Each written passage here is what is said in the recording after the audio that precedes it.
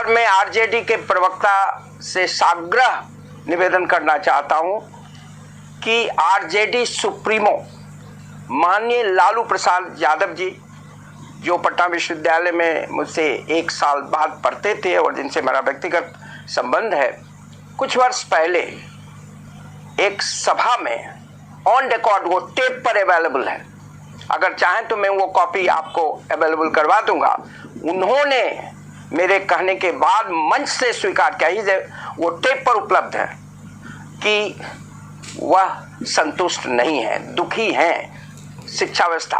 और तीसरा कि अगर यह शिक्षा व्यवस्था सही होती तो क्यों बिहार में एक चपरासी भी अपने वार्ड को, अपने बच्चे या बच्ची को सरकारी स्कूल में पढ़ाना नहीं चाहता। स्वाभाविक रूप से मैं भी संतुष्ट नहीं हूं। विकास की पहली कड़ी होती है किसी चीज से असंतुष्ट होना।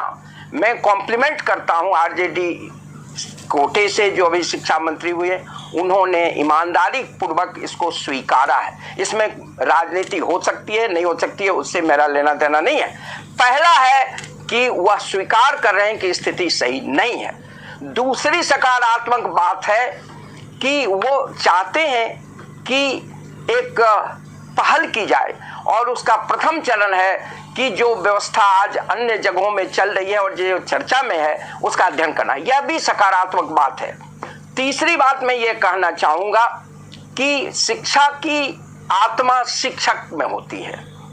शरीर महत्वपूर्ण होता है, लेकिन आत्मा उससे अधिक महत्वपूर्ण होता है। जिस तरह से आत्मा के निकल जाने से शरीर को प्रिजर्व नहीं किया जाता है, अच्छे शरीर को, उसी तरह अगर शिक्षण संस्थाओं में उसकी आत्मा समाप्त हो जाए तो उसको प्रिजर्व करने से कोई लाभ नहीं। सर, चुनौती आने की क्या करना पड़ेगा? ये कह रही है कि केजरीवाल के मॉडल को देखकर आएंगे। मैं केजरीवाल मॉडल पर मैं बात में आऊंगा।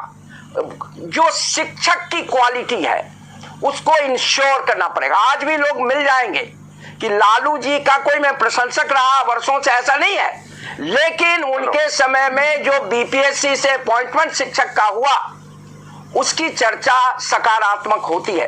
तो क्वालिटी टीचर्स की नियुक्ति की गारंटी करना पहली शर्त है।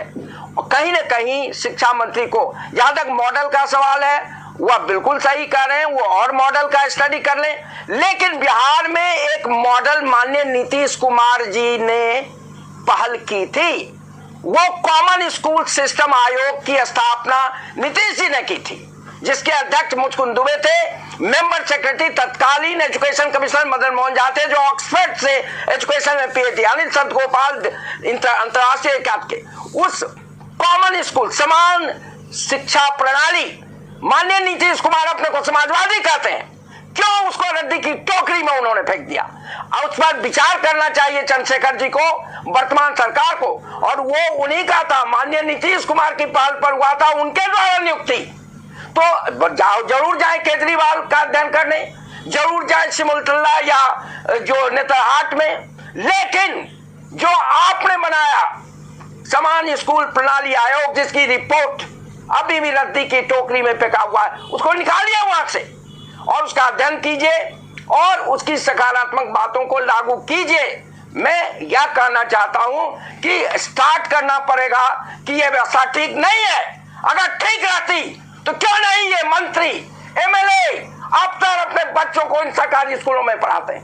मुझे उदाहरण दें, कितने एमएलए के बच्चे बच्चियां इन सरकारी स्कूल में, कितने अफसर के, एजुकेशन कमिश्नर के बच्चे कहां पढ़ते हैं, शिक्षा मंत्री के बच्चे कहां पढ़ते हैं, गवर्नर साहब का अगर कोई परिवार है तो कहां पढ़ते हैं? तो अगर ये अच्छी व्यवस्था है क्यों पढ़ते?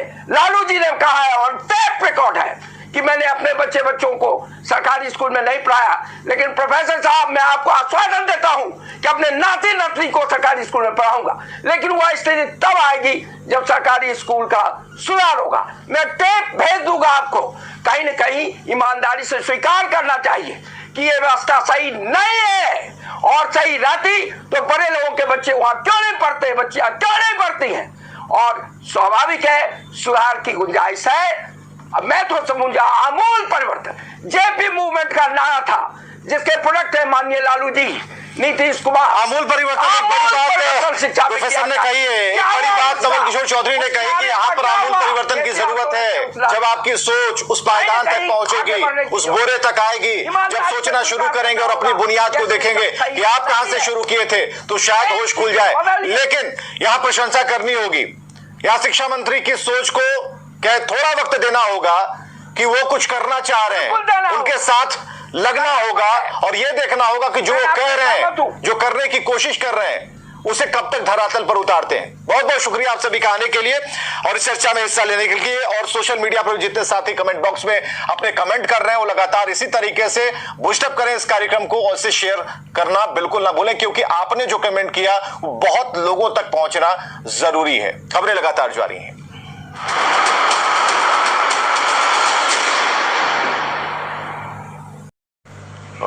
इसे संविधान के अनुच्छेद 21 में शामिल किया गया है। अरे सरकार आपकी है, थोड़ा आवाज तेज करके, थोड़ा आवाज बुलंद बोलिए भाई। सरकार आपकी है, बुलंद से बोलिए। बुलंद। हाँ, एजुकेशनल लेवल पर जहां तक बात है, ये काफी गंभीर विषय है, इसका राजनीतिकरण नहीं होना चाहिए, नंबर 1। और सुप्रीम कोर्ट ने के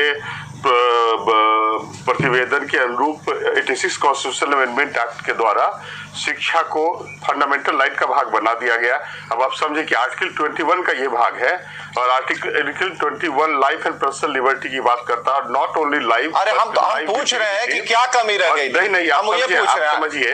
हाँ। तो लगातार यदि सतत इसमें शिक्षा पद्धति में, शिक्षा की क्वालिटी एजुकेशन में यदि विकास हो, यदि कोई भी व्यक्ति करते हैं, नहीं तो हम तो ये पूछ रहे हैं, नीतीश कुमार का मॉडल तो पूरे बिहार को पसंद आया, ठीक है, कुर्सी बेंच टूटे हुए हैं और बच्चे जो बोरा बिछाकर जमीन पर बैठे हुए हैं, राजधानी पटना में सरकारी स्कूलों का हाल है। लेकिन हमें जरा ये बताइए कि आपके मॉडल में क्या कमी रह गई? यही पूछने हम बैठे हैं यहाँ सर। देखिए, हमारे मॉडल में कोई कमी नहीं है, जो भी सिस्टम है उसमें ये तो डायनामिक प्रोसेस है ना, ग्रेजुअली आप डेवलप करते हैं, है ना।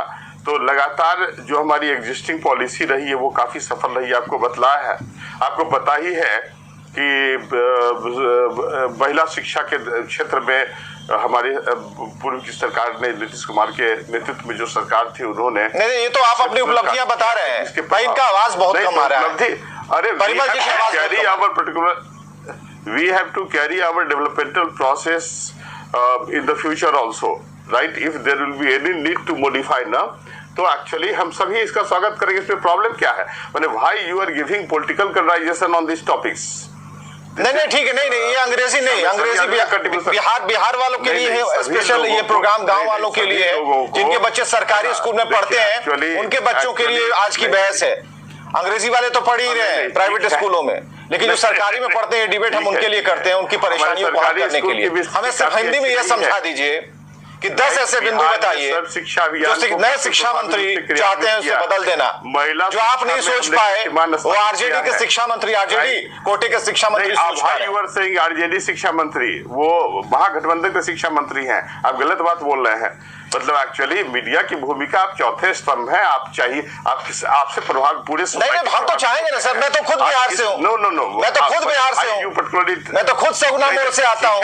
आज हमारे ही घर के बगल की स्टोरी चली, दुख तो होता है ना। वे महागठबंधन के शिक्षा, आप मान रहे हैं ना कि आपका मॉडल, आपका जो मॉडल था वो किसी के लायक नहीं था, बोलिए ना।